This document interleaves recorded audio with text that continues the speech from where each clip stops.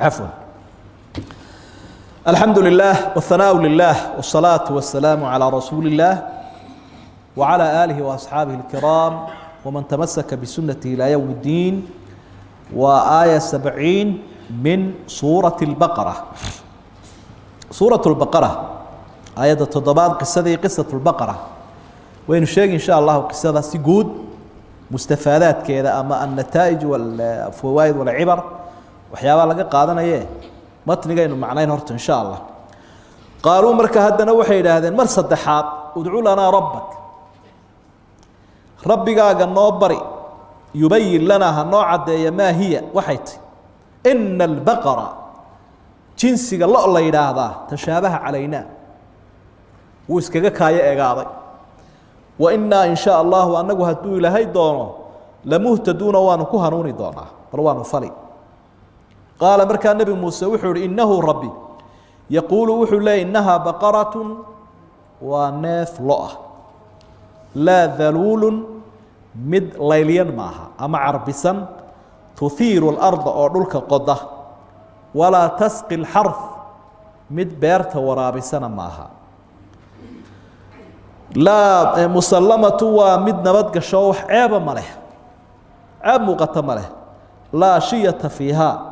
على مدنا ماله لا بربرتها كبدنا برنا ماله. قالوا حينئذ الآن جئت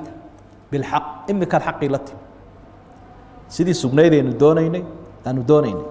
فذبحوها بولهين ويقورعين وما كادوا ما يدوانين يفعلون إن السمايات. وإذ وقت حسن بمحمد وقتلتم نفسا وإذ واذكروا بأي مركان قانيس مرات خطاب قدم بأي واذكروا وحا حستان إذ قتلتم نفسا مركي أبل نفت الشيء قفدين كمده فادارأتم فيها ويسكر ريح ريحين أذاد لي اسكر ريح ريح ساك العاد والله مخرج إلهينا وحو سو ساري وأبو سو ساري ما كنتم تكتمون بحياة قرين يسين إلهي بابنانك صادق. فقلنا وحا نريبو إلهي اضربوه ببعضها قف كان ميتك أوحا كله فتان نيفك بركي ما لا لو عيمي سوقويا كله فت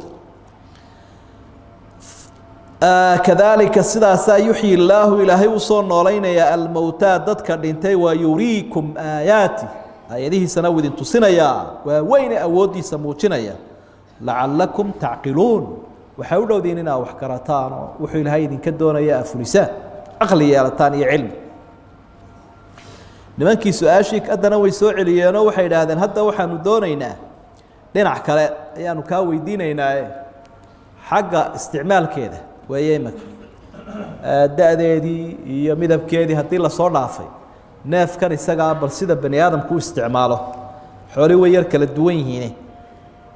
taasaanu kaa doonay ina albaqara markaa mufradka iyo jamaca ta'da lagu kala saaraa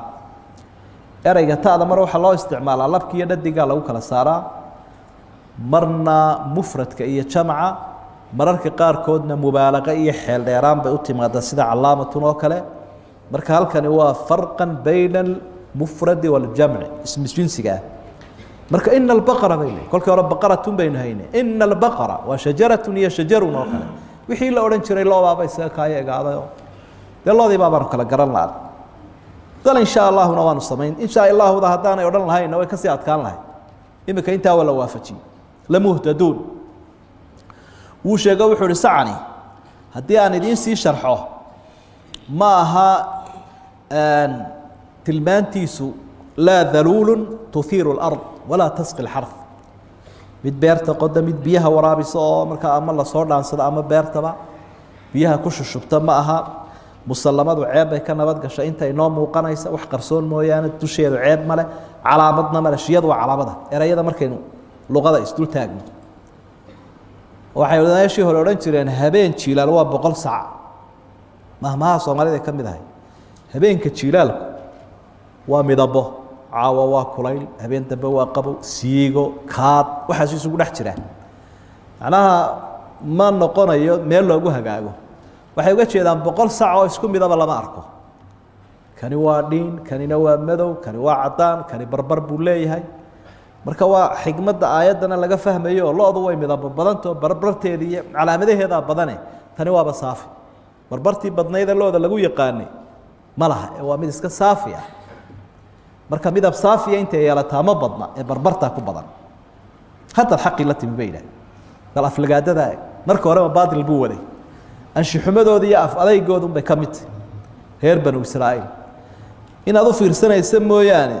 mar walbana waxay soo celinayaan kolkay la hadlayaan nabiga hadal adeygooda ay ka mid tahay udcu lana rabbaka rabbigaaga bay leeyihiin iyaga miyaanu rabbi u ahayn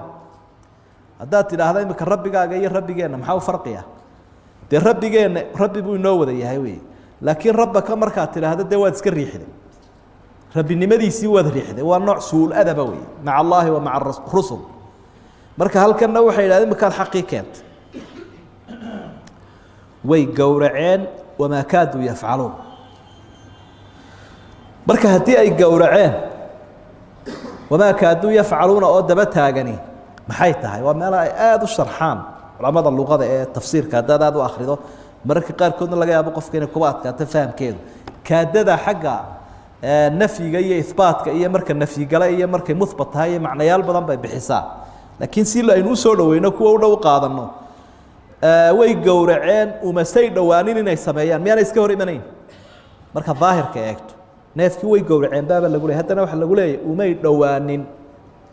inay sameeyaan waxa laga fahmayaa ma ay samaynin dee marka waa inuu lifaaq la socdaa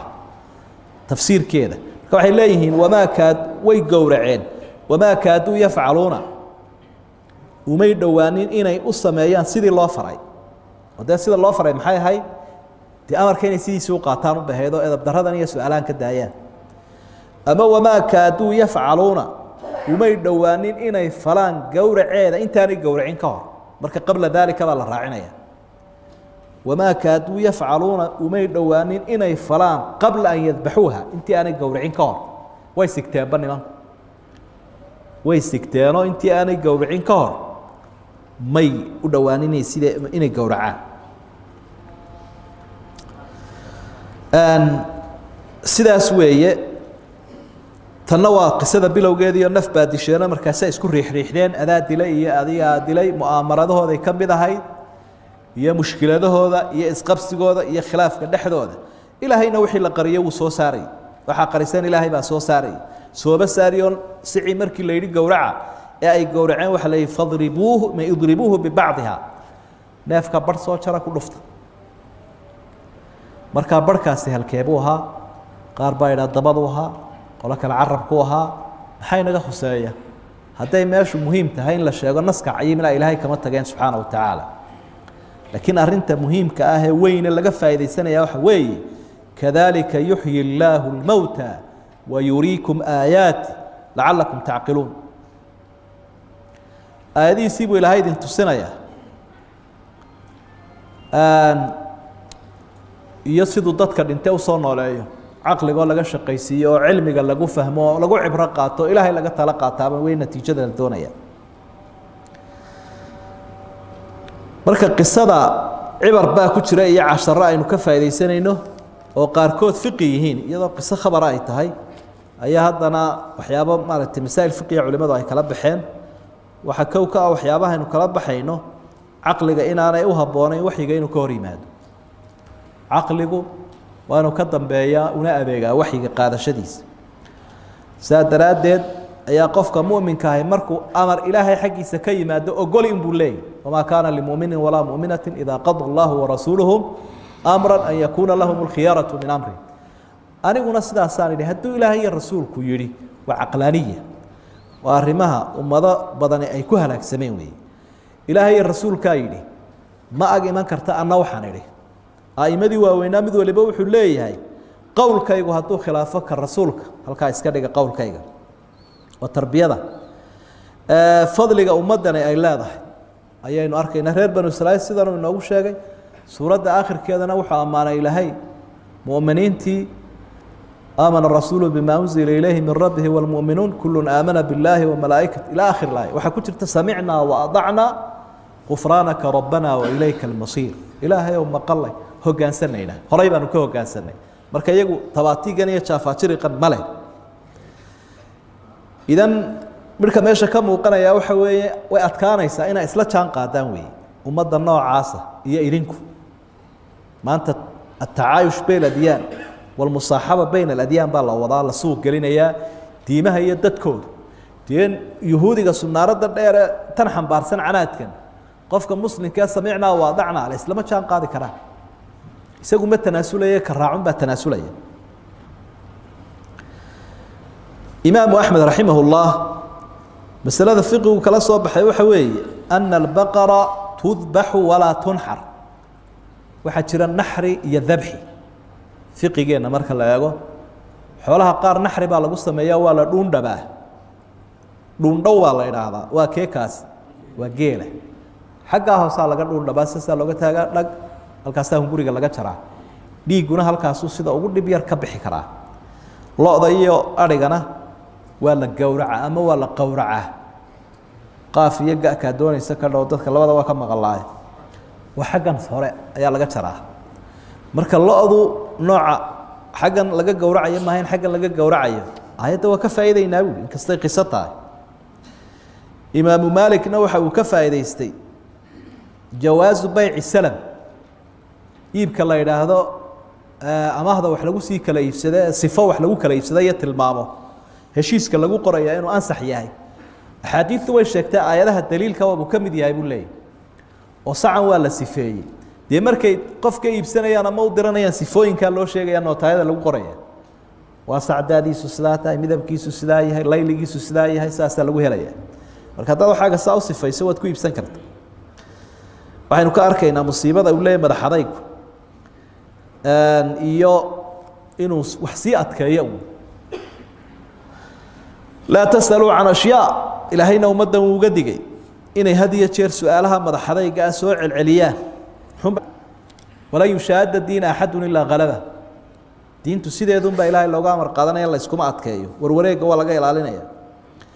waxaynu ka faa'iidaysanay nusuusta daahirkun in la raacayo iyagu daahirkii may raacina way falsafadeeyeen marka waxaa yeel sidiisunbaa loo yeelaya daahirka lagama duwayo waxyaabaaynu ka faa'iidaysanayno waxaa ka mid a amarku fawr buu keenaa waa masale usuuliya haddii wax lagu amro miyaad iska warwareegi kartaa mise waa inaad horey kaga tallaabsato waxaa yeel waxaa ka dhalanaya natiijadu ay tahay inaad hore ugu dhaqaaqdo sidaa daraaddeed baad ajri weyn yeelanaysaa haddaad horey ka fuliso nebi maxamed calayhi salaatu wasalaam markii la weydiiyey camalada maxaa ugu fadli badan muxuu yihi asalaatu liawali waqtiha amarka inaad xagga hore ka fuliso oo marka amarku uu taagan yahay aqiimu salaa waxay taagantahi marka waktigu galo horey ka fuli xajkii inaad u degdegto cumradii cibaadooyinkii o dhan mid waliba markuu kugu waajibo marka amarkii degdegaasaa ayaa ka soo baxaya qofkii u degdegayna waa maajuur masaa'ilka fiqiga laga qaadanaya waxa weeye annasku qabla alwuquuc waxbaa la nasakhi karaa intaanu weli dhaqan gelinba oo dee markii la amray intaan weli cidi dhaqan gelinba haddana la bedelay oo haddana la bedelay soo maaha waa sidii sadaqadii la yidhi nebiga marka aa la kulmaysaan sadaqa qadima suurat lmujaadala sida ku xusan markii dadkii ka baqday dib isu taageenna intaan la fulin baaba la nasakhayba yaa ayuha aladiina aamanuu idaa naajaytum arasuula faqadimuu bayna yaday najwaakum sadaqa xagga dambe waxaa ku sugan ashfaqtum an tuqadimuu bayna yaday najwaakum sadaqaat waa la nasakhayba marka naskhigu axkaamtiisa waxaa ka mida iyadoo weli aanu la dhaqan gelin in la nasakhi karo waxaa halkan laga faa'iidaysanayaa xirmaanu miiraathi اlmaqtuuli calى اlqaatil qofku kii uu dilay inaanu dhexlayn sharcigeenna waa sidaa halkaasay ka soo bilaabantayoo sharcigaa hore iyo keenu halkaa waa iskaga mid qofku hadduu qof dilo khaطaba ha u dilo oo yaan dembiba ka raacin waa la xidhay albaabka hadduu aabbihii rasaasi kaga qaraxdo dee dadka kaluun baa dhexli laakiin isagu ma dhexlayo oo albaabkaa waa la iska xidho dee qaar ducafo ah oo usoo marmarsoonaya ama usoo dhukusaya ayaa dhici karta dilka qofkii uu dhexlayo raagsanaya odhanaya kana ma gorgorba cimri dheer ah muxuu hore kugu dhaafi waayo ka qadimaya kaga tufaya waa saa ayaa iska badan kara waxaa dilka la yidhaahdo xaqdarrada ahi inaanu qarsoomin sida qaalibkaa ma qarsooma dilka xaqdarrada ahi dee innagaaba aragnay qaar god loo qodo lagu malaasay soomahayn oo duqsiuna ag marmaray waabaynuu soo joognayba islaan la mooriye islaantii la mooriye baa loo yaqaan nag laga dhigayba haddana lasoo helay mid kale aan xusuusnahay oo isagana intoo la jarjaray jawaan lagu xidho dabeedna ceel dheer oo shanshuba lagu rido lagu qafilay oo la soo helay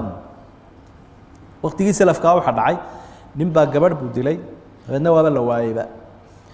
cishadii dambe ayaa muddo ka dambeysay oo lagaba samrayba ayaa aqalkiisa hortiisa waa kutubaha soo naqla fiqiga aqalkiisa hortiisa nin lagu dilay isagoo aqalka dhexdiisa neef iskaga qalanaya ayuu mididii iyo dhig la banaanka ula soo baxay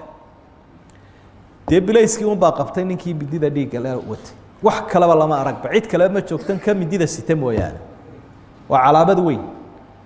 haddii maxkamaddii lagu geeyo warwareegayna adigu si uun bay noqoto waa lagu xukumay ninkii markaa wuxuu waryaadhan waxaan idiin sheegayaa nin wax dilay waanahay laakiin runta aan idiin sheegay kan maan dilin habartii hore aan dilay habartii aa weydeen ilaahay baa isoo qabtee taasaan haddaa midii dilaysaan habartii hore la waayay dila buu kan laakiin raadiya ciddii dishay dardaarankaasuu nin ka tegay waana la dilay marka dilka waxaa la idhaha moodin inuu qarsoomayo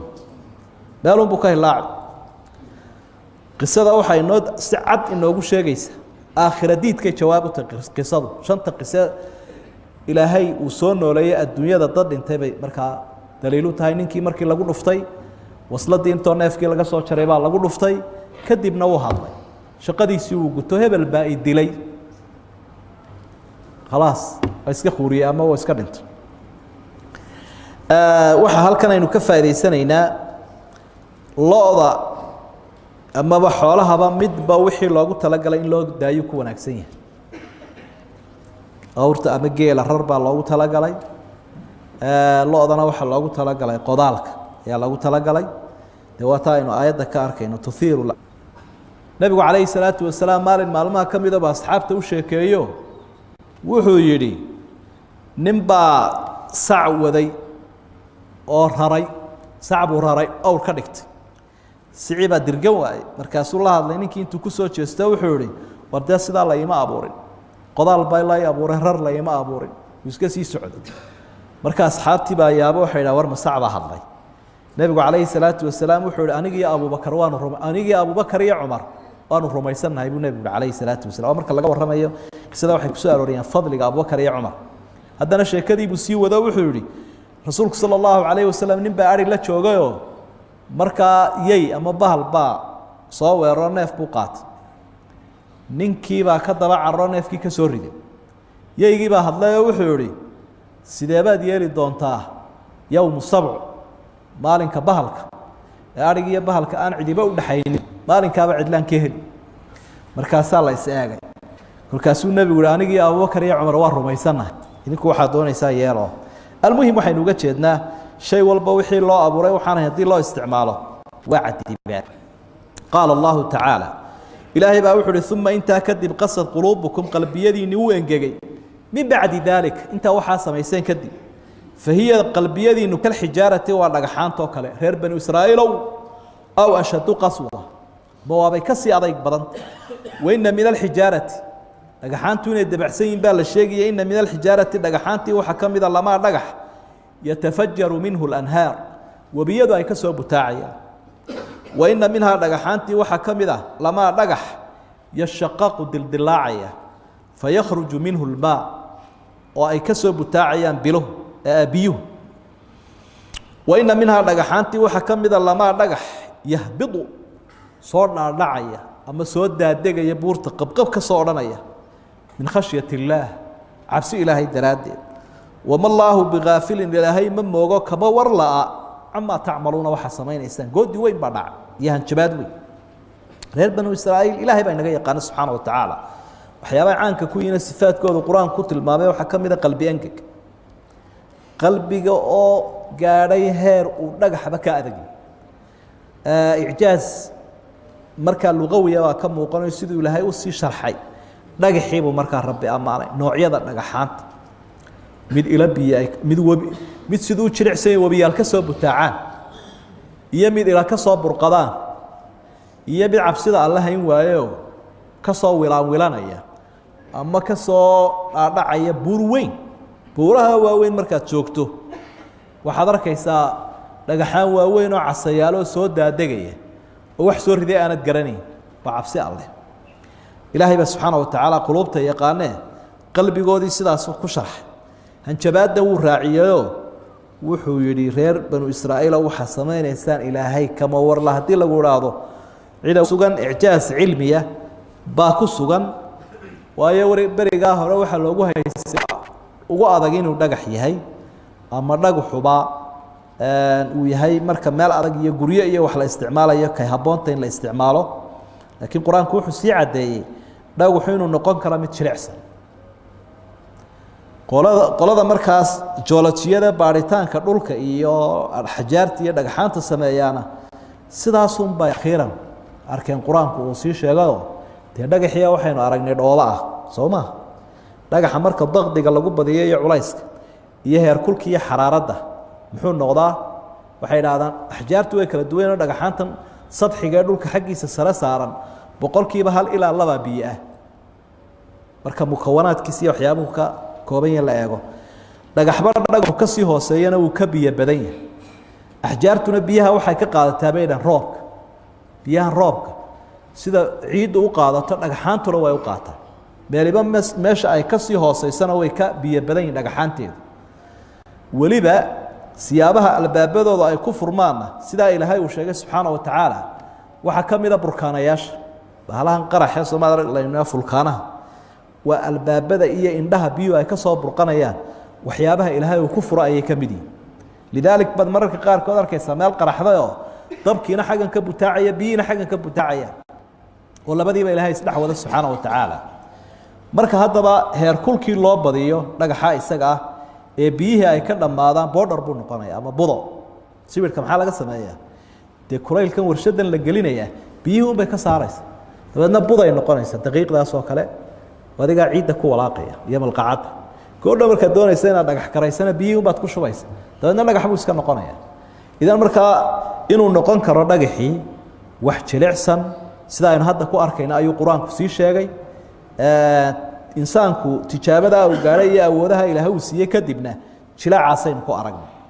marka qada Ilaahay daraadeed ayay dhagaxaantu la dildilaacaan ka gaarsiisan yahay